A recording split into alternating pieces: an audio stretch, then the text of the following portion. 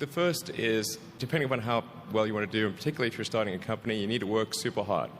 So what does super hard mean?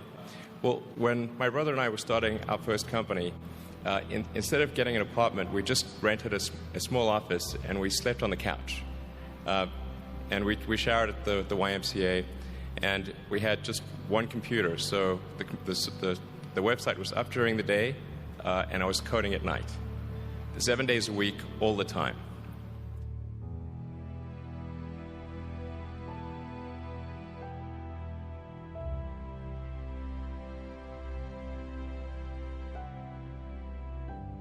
Work hard like every waking hour. That's the thing I would say, particularly if you're starting a company. And I mean, if you do simple math, say like, okay, if somebody else is working 50 hours and you're working 100, you'll get twice as much done in the course of a year as the other company.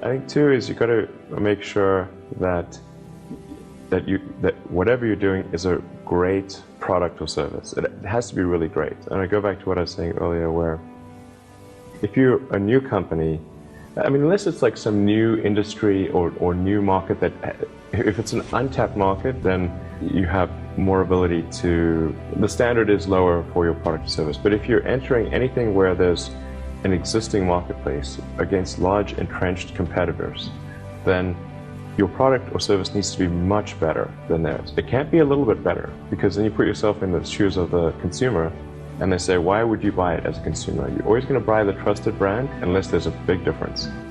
So a lot of times entrepreneur will come up with something which is only slightly better. And it can't just be slightly better. It's got to be a lot better.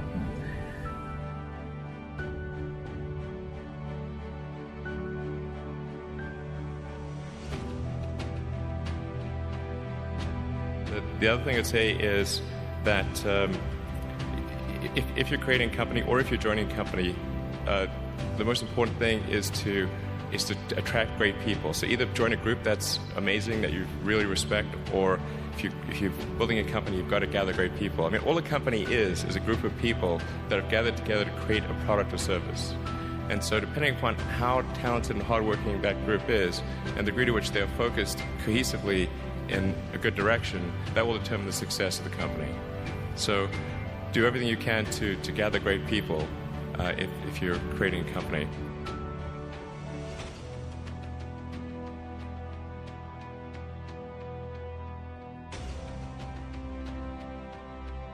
Then I'd say focus on signal over noise. A lot of companies get confused. They spend money on things that don't actually make the product better. So, for example, at Tesla, we've never spent any money on advertising.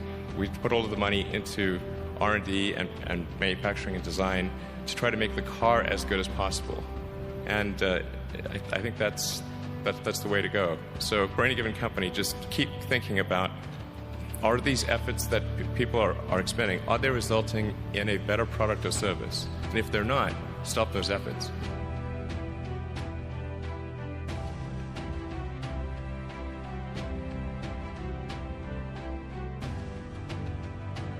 And then I think that the final thing I would encourage you to do is, now is the time to take risk. You don't have, you don't have kids, but as you get older, your obligations increase. And once you have a family, you start taking risk not just for yourself, but for your family as well. It gets much harder to do things that might not work out. So now is the time to do that before you have those obligations. So I would encourage you to take risks now. Do something bold. You won't regret it.